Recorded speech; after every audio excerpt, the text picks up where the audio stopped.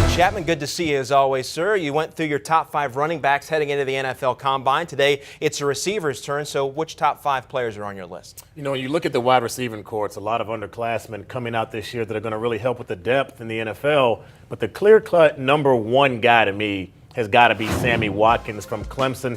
He can run every single route. He's got great hands. He's not very, very big, but he's big enough. Very physical. Will put his head down and take on DBs. He's fast. He'll run a 4.3 at the combine, but he's faster when the pads come on. He's a one-step guy. Catches the ball, and in one step, he's at top speed.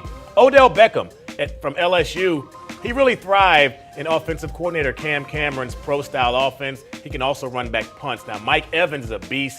6'5", 230 pounds. He may be heavier than that. He beats DBs up off the ball. Looks like a boxer when he comes off. Doesn't run the best routes, but he's a huge body. Marquise Lee, very explosive, most dangerous receiver after the catch in the open field. Athletic, was once a defensive back.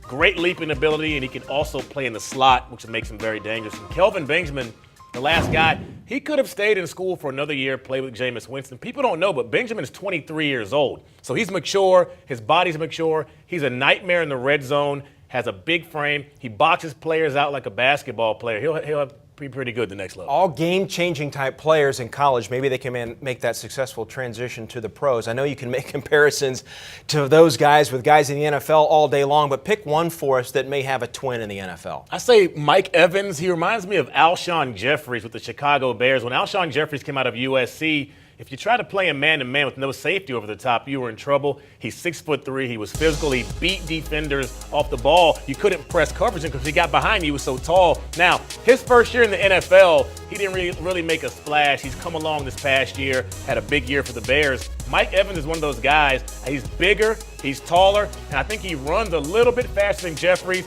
He was a basketball star in high school, boxes people out well, has big hands, soft hands, can go up and get the ball at his highest point.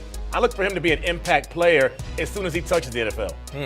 Be interesting to see him at the next level.